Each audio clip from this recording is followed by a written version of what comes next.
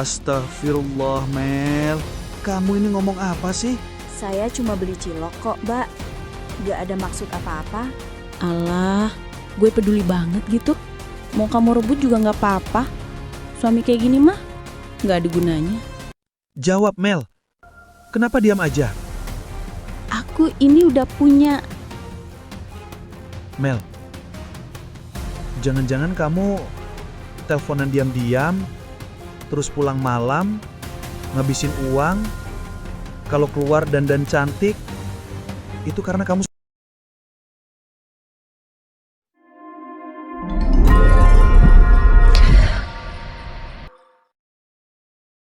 Kadang, rasa malu lebih kejam daripada kemiskinan. Arif hanyalah penjual cilok, tapi cintanya untuk istrinya tulus tanpa syarat. Sementara Melani merasa kecantikannya terlalu berharga untuk hidup dengan pria sederhana. Hari itu, Melani mengucapkan satu permintaan yang mengubah cinta menjadi luka. Dan sejak hari itu pula, nasib mulai mencatat semuanya, diam-diam dan tanpa suara. Karena pada akhirnya, yang merendahkan akan direndahkan, dan yang tulus akan dimuliakan.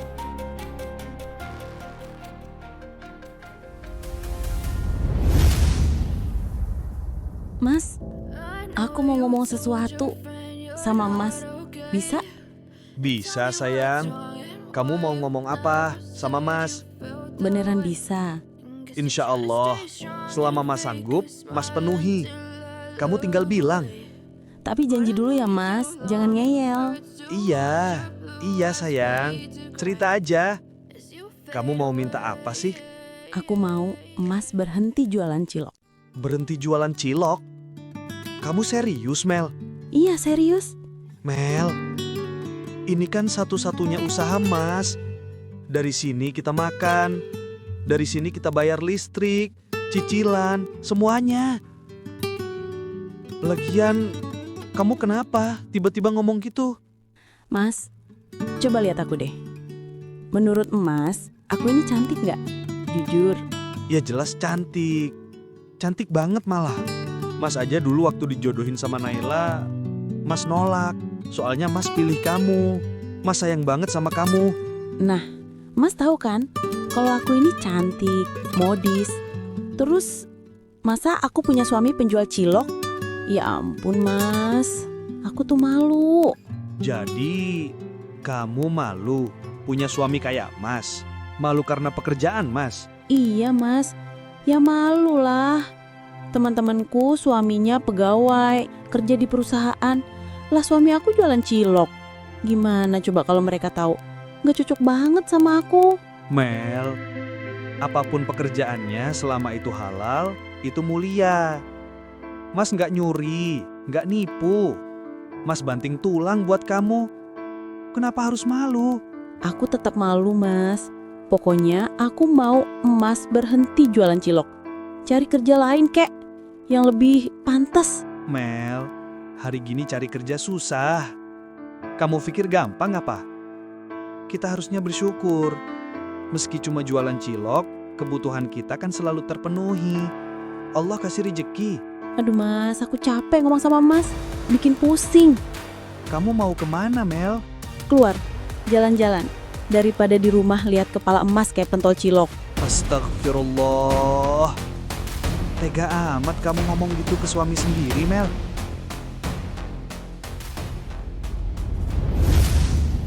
Beberapa hari berlalu, Arif tetap jualan keliling meski hatinya masih berat memikirkan ucapan Melani. Siang itu, di jalan kecil dekat toko sembako, seseorang memanggil. Mas Arif, Naila, apa kabar?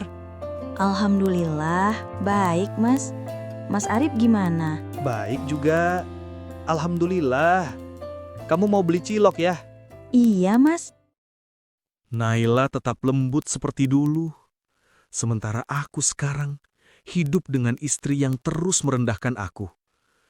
Apa hidupku akan berbeda kalau dulu aku memilih Naila? Ya Allah, maafkan aku atas pikiran ini. Mas, kok ngelamun? Ciloknya mana? Iya, Nay, maaf. Ini ciloknya. Makasih ya, Mas. Nay, bentar. Iya, Mas. Mas, mau minta maaf.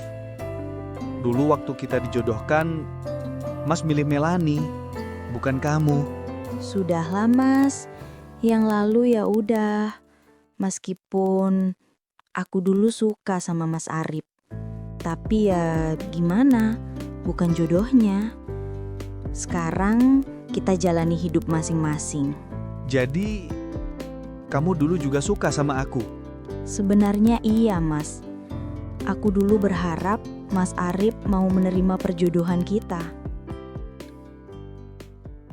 Arif belum sempat menanggapi perkataan Naila. Suasana di antara mereka mendadak hening, bukan canggung, tapi penuh kenangan yang sulit dijelaskan. Hati Arif terasa hangat sekaligus perih dalam satu waktu. Dan tepat ketika keduanya sama-sama terdiam, sebuah suara keras muncul dari belakang, memecah keheningan itu.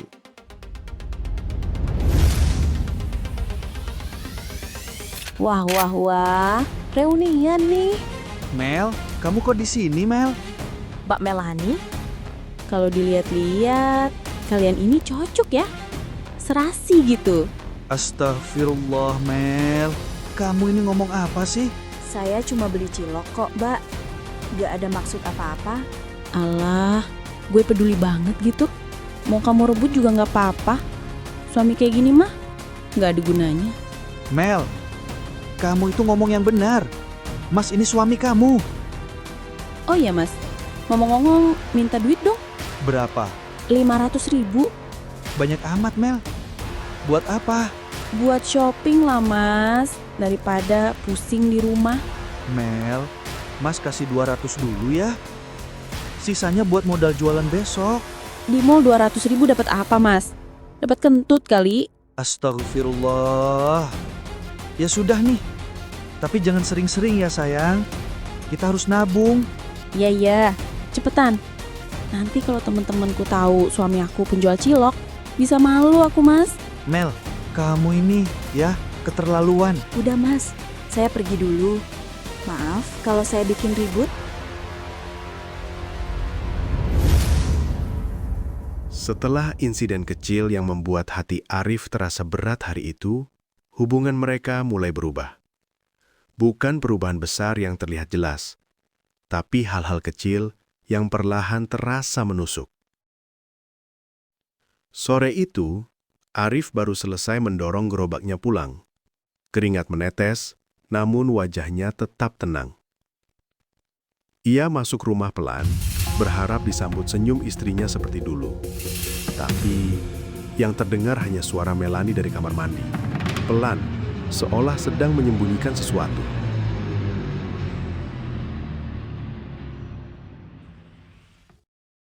Iya, nanti aku kabarin lagi.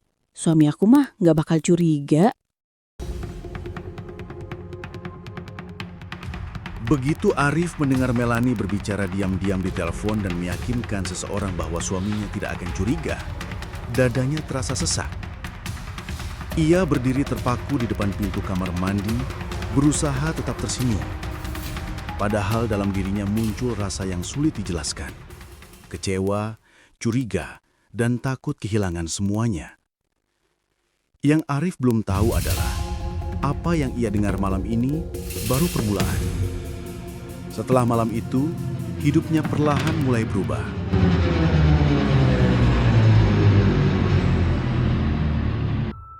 Beberapa saat setelah menutup telepon, Melani keluar dari kamar dengan langkah santai, pura-pura terkejut melihat Arif pulang lebih cepat. Wajahnya tetap datar, seolah tak ada rasa bersalah sedikit pun atas rahasia yang baru saja ia tutupi. Mas, kok pulang cepat? Gangguin aja. Hujan, Mel. Jadi tadi jualannya berhenti. Melani hanya mengangguk tanpa minat lalu kembali ke kamar. Namun Arif sempat menangkap sesuatu yang janggal dari sikapnya. Malamnya, Arif duduk di ruang tamu sambil menghitung ulang rencana modal usahanya. Kertas-kertas catatan terhampar di meja dan sorot matanya tampak lelah. Tak lama kemudian, Melanie keluar dari kamar dengan ekspresi datar, seolah ingin menyampaikan sesuatu. Mas, besok aku mau keluar. Aku butuh uang 1 juta ya. 1 juta, Mel. Kemarin kan baru Mas kasih 500. Mas iya tahu, tapi aku butuh uang. Teman-teman ngajak keluar kota sebentar. Aku nggak mau kelihatan miskin sendiri. Mel, duit Mas tipis. Modal cilok aja pas-pasan. Kita juga mau mulai usaha frozen food itu. Mas ini pelit banget jadi suami. Aku minta sedikit aja, masa nggak bisa? Laki-laki lain juga bisa ngasih istrinya uang buat senang-senang. Mas bukan pelit, Mel. Mas cuma realistis. Uang yang Mas punya cuma buat modal besok. Hidup sama penjual cilok tuh begini, serba kekurangan. Astagfirullah, Mel. Kamu ini nggak pernah bersyukur ya. 2 hari berikutnya, pola yang sama terjadi. Sore itu, Arif akhirnya merasa tidak kuat. Saat lewat di depan warung Naila, Naila menghentikan langkahnya. Mas Arif, kenapa wajahnya pucat gitu? Ada apa? Nggak apa-apa, Nay. Cuma capek. Cuman capek aja. Tapi kayaknya Mas Arif sedang ada masalah. Arif terdiam lama, bukan karena ia ingin bercerita, tetapi karena ia tidak sanggup memendam semuanya lebih lama lagi.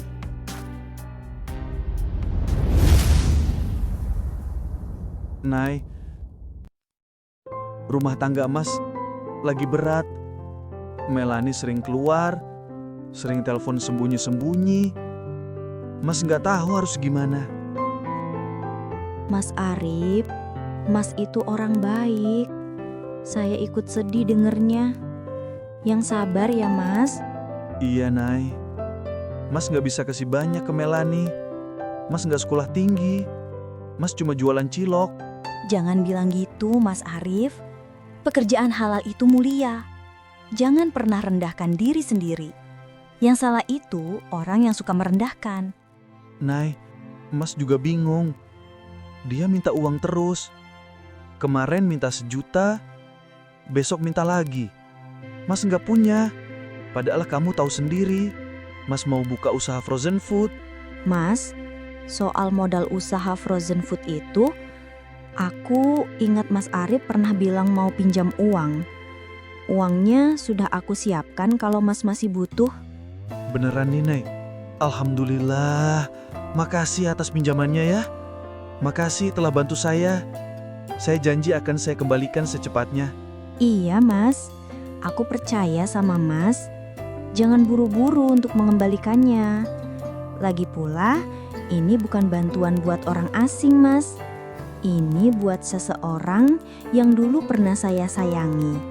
Dan sampai sekarang tetap saya hormati. Nay, Iya, Mas. saya nggak bisa balas apa-apa sekarang.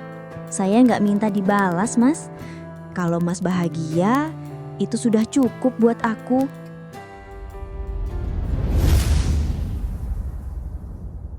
Sore itu, Arif pulang dengan hati campur aduk. Sedih, bersalah, tapi juga lega ada orang yang masih peduli. Namun malamnya, saat Arif membuka pintu kamar, ia mendapati Melanie menurunkan ponselnya dengan gerakan cepat, seolah tak ingin ada yang melihat apa yang sedang ia lakukan.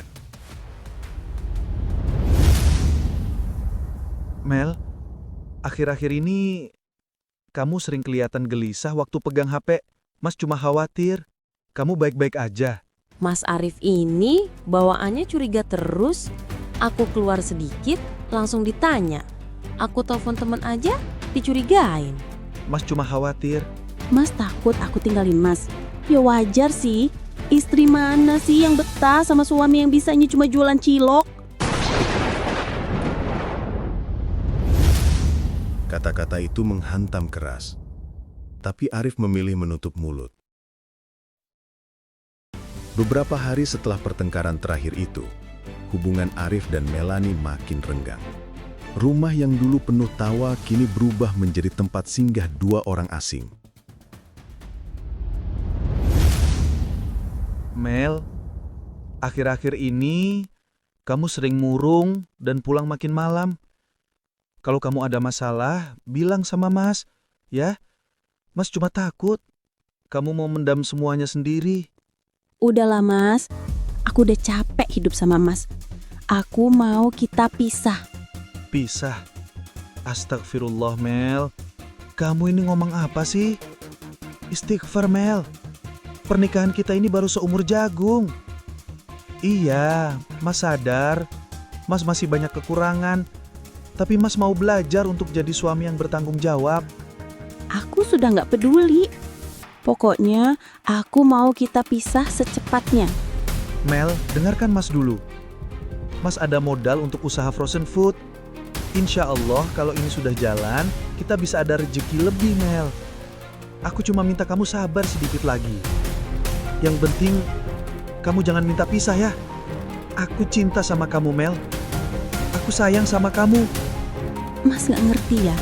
Aku tuh udah lama bosan sama Mas. Aku sebenarnya udah punya. Udah punya apa, Mel? Jawab, Mel. Kenapa diam aja? Aku ini udah punya. Mel, jangan-jangan kamu teleponan diam-diam, terus pulang malam, ngabisin uang, kalau keluar dandan cantik, itu karena kamu selingkuh. Iya, Terus kamu cari-cari alasan, cilok lah, aku deket sama Naila lah. Itu karena sebenarnya kamu ingin pisah denganku, karena kamu sudah mencintai lelaki lain. iya Mas. Terus terang, aku sudah nggak bisa lagi hidup sama Emas. Astagfirullah, Mel. Terbuat dari apa hatimu itu? Tapi baiklah, Mel. Sekarang aku sudah tahu kebenarannya. Kalau itu membuatmu bahagia, aku turutin keinginanmu. Oke Mas. Jadi mulai sekarang kita pisah. Dan mulai sekarang kita urusin hidup kita masing-masing. Yes, akhirnya aku pisah juga dengan Mas Arif. Sebentar lagi aku bisa nikah dengan kekasihku yang baru dan kaya raya. Selamat tinggal Mas Arif, selamat tinggal kemiskinan.